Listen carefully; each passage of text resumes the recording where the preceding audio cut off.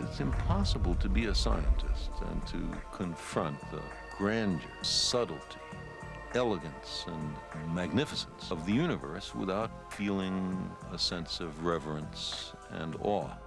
It's clear to me that there are some questions that humans don't have the answers to. Hey, In 1996, Robert Zemeckis, Academy Award-winning director of Forrest Gump, began filming Contact, the only novel ever written by Pulitzer Prize-winning author Carl Sagan. Contact tells the story of an astronomer played by Jodie Foster, who was the recipient of the first ever signal from an alien intelligence, and the incredible chain of events that signal sets off. The book represents a lifetime of Sagan's passions, everything from the technical feasibility of intergalactic space travel to the tensions between religion and science. And watching for Ellie, you've been waiting for a long time. And action! If the novel was ambitious, bringing it to the screen was even more so. This is the story of the making of Contact. I anticipate, I imagine, I presume that if the statistics are correct, that we're not alone. In the story, we make contact with another life. And in another way, it's about humans making contact with ourselves. It's about some really intelligent issues, really intelligently told. I think you look at the world in a different perspective when you go out to space, if you will, or to the edge of the universe and look back. This film is, for all intents and purposes, enormous. There's lots of effects, really exciting, adventurous parts to it. There's the idea of space travel, but I think it's much, much more than that. It's really a story about people and their passions. She found a soft patch of grass and lay down. The sky was blazing with stars, thousands of them. That if something as big as the Earth turned once a day, it had to be moving at an unbelievable speed. She thought she could now actually feel the Earth turn. Not just imagine it, but really feel it in the pit of her stomach. Is anybody out there? CQ, this is W9GFO here. CQ, CQ. This is W9GFO here. This is W9GFO. Is anybody out there? I'm not getting anything. Small moves, Ellie. Small moves. Carl felt that he had lived exactly the right moment in time to fulfill his deepest dreams. Contact is everything that Carl in his life has tried to present to us. And what that is, it's about us. By finding out what the other planets are like, by finding out whether there are civilizations on planets of other stars, we reestablish a meaningful context for ourselves. He was a child before the dawn of the space age, and then he was a scientist and experimenter on every single unmanned mission. He briefed the Apollo astronauts. The dreams of his childhood were reality in his adulthood. And Contact was one of his most cherished dreams because he wanted to convey to the largest possible audience the wonder of science. And action! Yeah, there are 400 billion stars out there, just in our galaxy alone. If only one out of a million of those had planets, all right, and if just one out of a million of those had life, and if just one out of a million of those had intelligent life, there would be literally millions of civilizations out there. Ellie Arroway is a brilliant, driven, young astronomer who's had to come up the hard way. She gets involved with the SETI program, the search for extraterrestrial intelligence, and starts sending signals out and hoping to receive signals from outer space.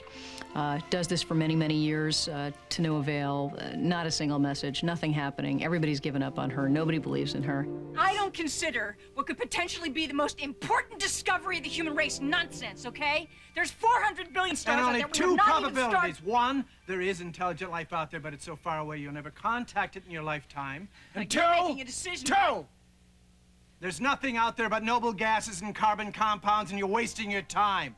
In the meantime, you won't be published, you won't be taken seriously, and your career will be over before it's begun. So what? It's my life. Ultimately, to main body of it is about a person who's not connecting with people on a very basic level for clear reasons at the front. She loses the one man she's ever loved, which is her father, at a very young age.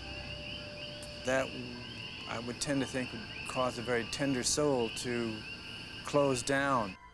I can't imagine another actress who can bring both the emotion and the intellect to the character which is needed. It was just a wonderful thing for us because we knew that Ellie was in the best possible hands. And many, many times I would turn to Carl and say, Jodie is bringing Ellie to life. And this made him tremendously happy. Well, when I first read the book and was considering it as a movie, I saw it as a tremendous challenge. It's a fantastic story that's rooted in reality. If you read the novel, it spans years and countries and different planets and parts of the universe, and spans not only years, but light years. The scope and the scale of the movie was probably the biggest I've ever done.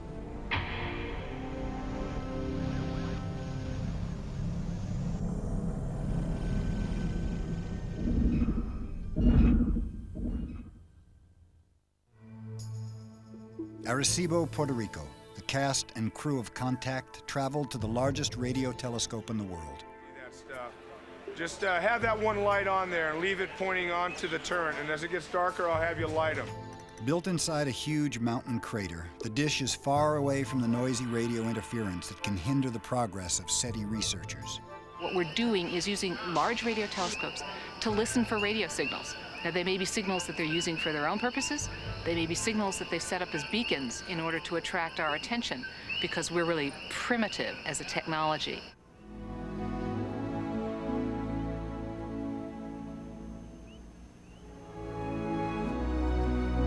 What do you think, Dr. Arroway?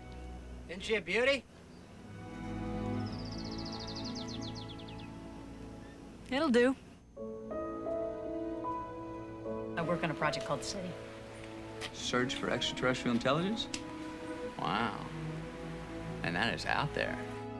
I love this. I mean, here's a guy looking the way he is, like this, in the middle of the jungle, and you're talking about SETI and science. And Bob kind of cued this line. He goes, it's this really great love story in that alike intimacies, but opposing ideologies. Matthew McConaughey, the star of A Time to Kill, plays Palmer Joss, a non-denominational reverend who becomes the spiritual advisor to the president. Joss falls in love with Ellie. It is through their relationship that Sagan's lifelong fascination with religion versus science is made literal. Look over to where Joss is sitting over there. Science is sometimes, I know, attacked for supposed arrogance. But I think it's the most humble occupation and discipline around. Because instead of trying to impose our preconceptions, our predispositions on the universe, we are open for the universe to see what the universe has to offer. We got to have a kind of, a special Carl seminar. And he sat down, he had his slide projector and his stuff, and he sat down and sort of goes through the cosmos. It was very inspiring to hear the scientific truths behind the universe, our galaxy. It was very captivating performance by a man who was gravely ill but inspired, and followed by a question and answer session that went on into the late hours of the evening. No one wanted to leave. It seemed like he enjoyed that, of listening to your question and really being intrigued by it. And there was never a dumb question. I think at one point he was eating something and he held this fork, full of food, and he held it there for like 20 minutes while he kept talking. I realized he had totally forgotten that he had a bite of food in his hand. And I know that that's how I can be when I'm talking about movies. And that's how he is when he's talking about science. And there was passion, too, because these were questions of religion and science and the ways in which they collide with each other.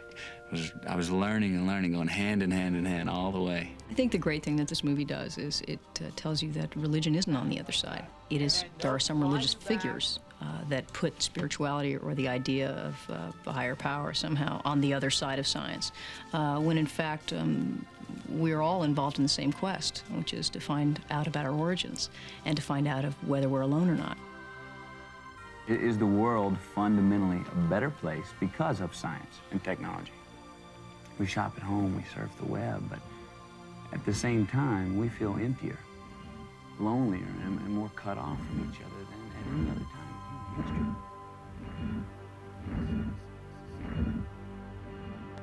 October 1996, the Very Large Array in New Mexico. Sagan described the sight of the 27 radio telescopes like some strange species of mechanical flower straining towards the sky. The dishes are perfectly aligned to capture even the smallest detectable radio signal. Let's get them over here. Let's roll the crane in. 1, 2, 3, go. The weather is not cooperating, but it doesn't seem to matter. This is the moment when the signal is received. She's gonna lean back to that position, and that's when when she starts making her move, we just start making our move. Kind of that nice slow speed like we did. It isn't so much an image from the book as much as it is a tone from the book and a sound that the book had. She heard, as always, a kind of static, a continuous, echoing, random noise. Once she had felt she heard a kind of singing, fading tantalizingly in and out, lying just beyond her ability to convince herself that there was something really there. The way communication is achieved with this other life form is through sound. So that, in a sense, was inspiring to me as a way to bring another element into the movie, which is very important in this, and that is, it's not just a movie about images, it's a movie about sound as well. And action!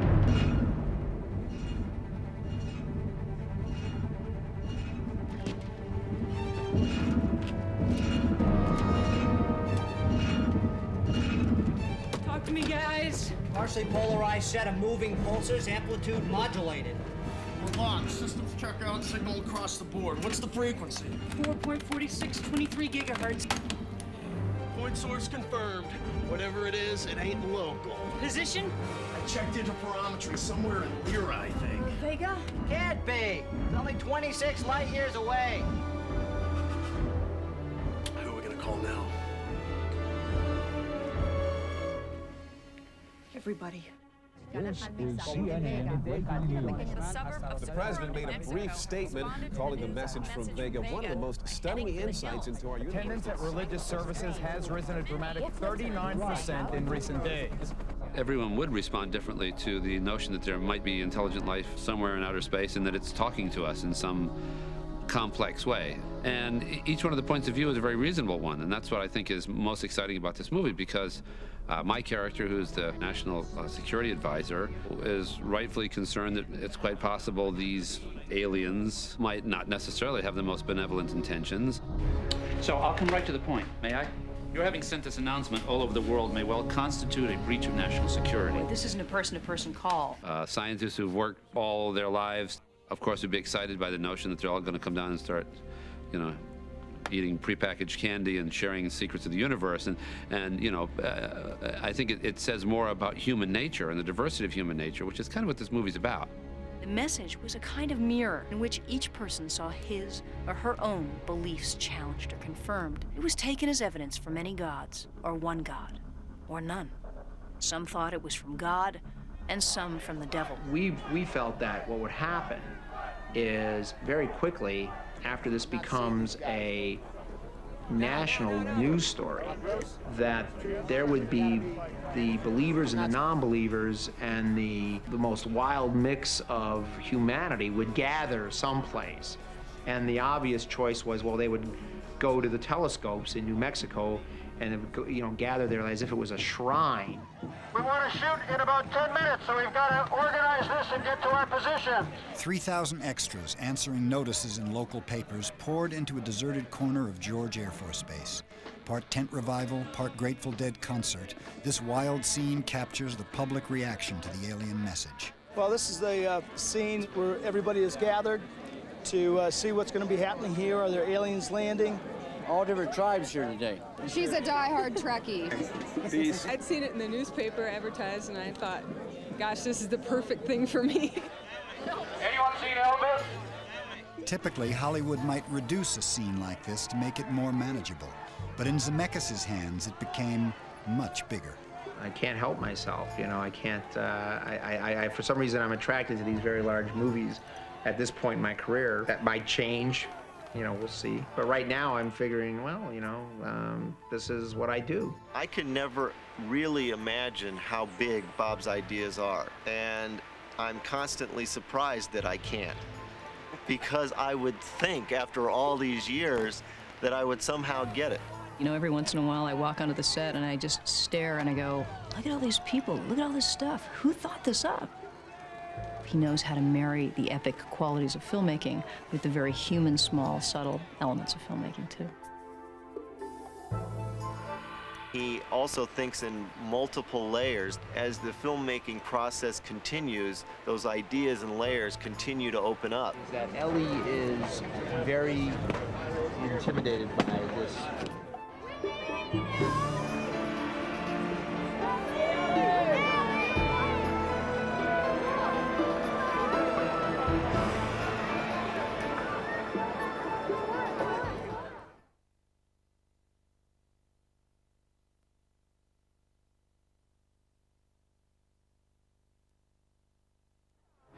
An alien intelligence is going to be more advanced, and that means efficiency functioning on multiple levels and in multiple dimensions. Yes, of course. Where's the primer? You'll see. Every three-dimensional page contains a piece of the primer. There it was all the time, staring you in the face. Buried within the message itself is the key to decoding it. Right here. On a soundstage in Los Angeles, Zemeckis works out the White House conference where the meaning of the alien signal is disclosed.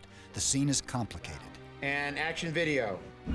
Those look like engineering schematics, almost like blueprints. It is our belief that the message contains instructions for building some kind of machine. A machine? It might turn out to be some kind of a transport. Making it more complicated is the fact that along with James Woods, Angela Bassett, Jodie Foster, Tom Skerritt, Rob Lowe, and Matthew McConaughey is one more unseen star. The president met with his top advisors today regarding the latest efforts to decode the message. While there have been reports of some progress, the official line remains a cautious one.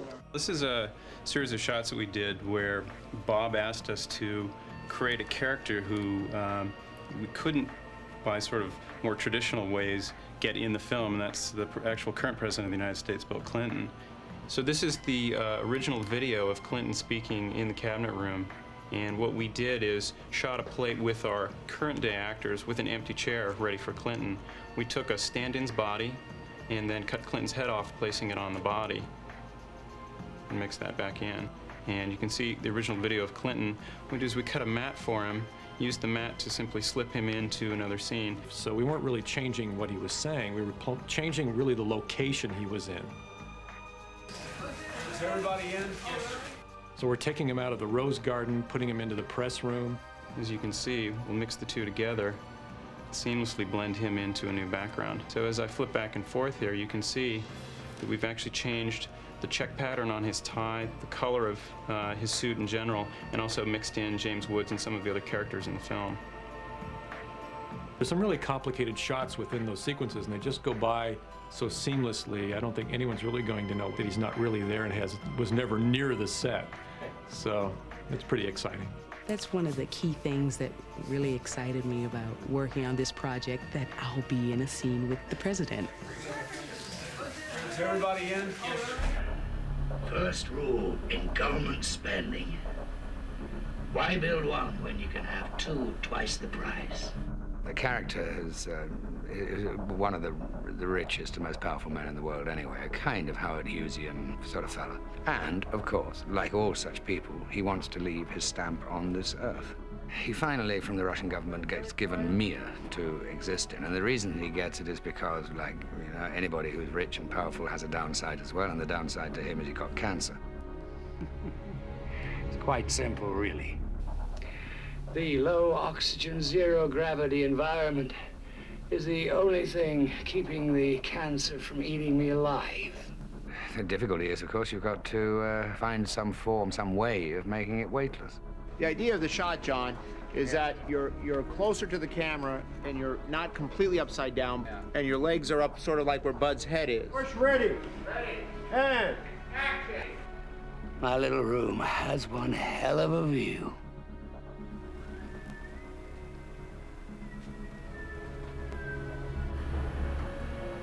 They still want an American to go, Doctor. Want to take a ride?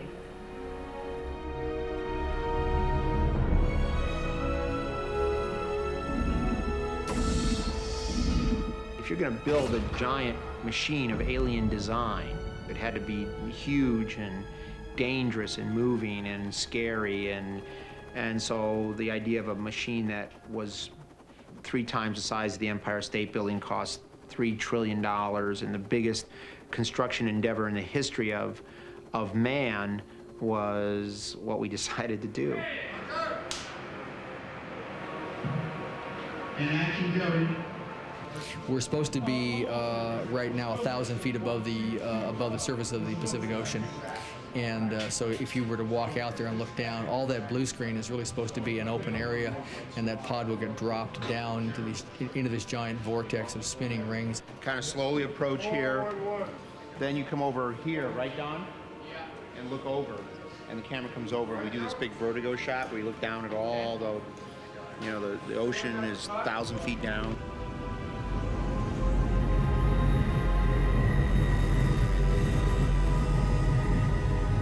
There's a lot of stuff that I had to be involved in this film that I've just never done before. And I've made a lot of movies, but I've never made a film that had, a lot of blue screen. The whole thing. So in other words, the head turn where you saw something move, you look, and then I get to, then I see it, then it's got form. Okay. So it's like, there was more stages. Yeah, more stages, okay. Right. I'm standing on a stage in Warner Hollywood with, blue all around me. And then we come around. They'll be outside. And she's spinning which way on the turntable? Putting this faintest sense of a reflection here might look really that'd be really cool, yeah. So you have to embrace the technicianship of the film and be able to kind of push it away from your view and say, this is not happening. There's nothing interesting about technical filmmaking unless there's humanity. And humanity is everything. And this film does have a very, very strong, very deep human core to it.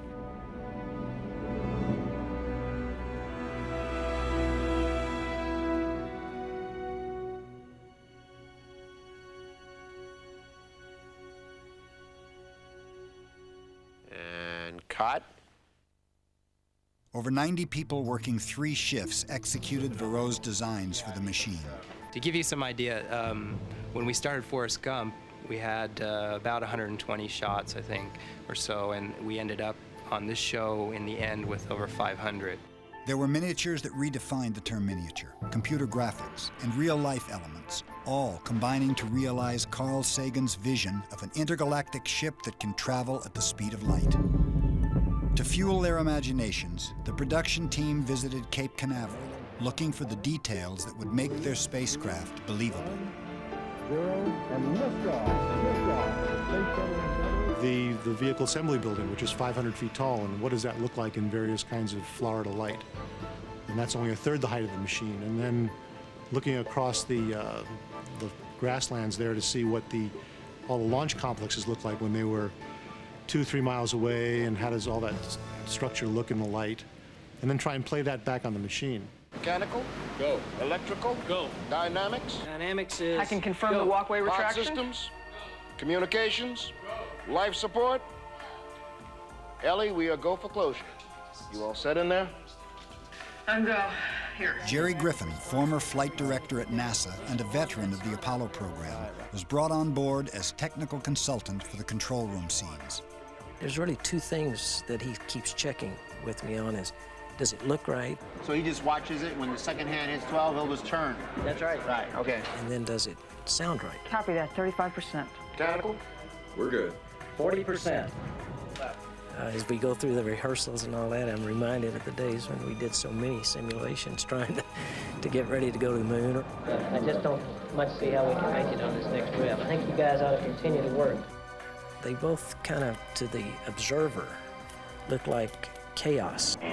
Oxidizer tanks in the second and third stages now have pressurized. But at the end of the day, you get this final product that comes out right. I guess in a way, what I really come back to is that even in the real control center, during the real flights, knowing that you're on and that other people are depending on you, in a way, you are a performer. 78%. People, we have intermittent comm, but we are still go. Initiate secondary drive systems. Initiating auxiliary booster sequence. We're go for ignition. Initiate drop sequence. On my mark. 10, 9, Power transfer. 8, 7, 6, 5, 4, 3, 2.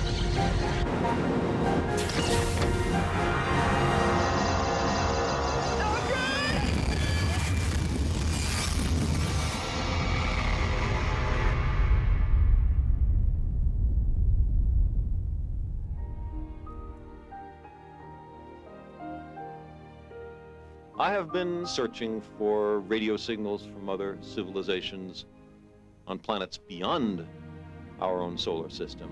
We're not interested only to satisfy our intellectual curiosity or our sense of adventure.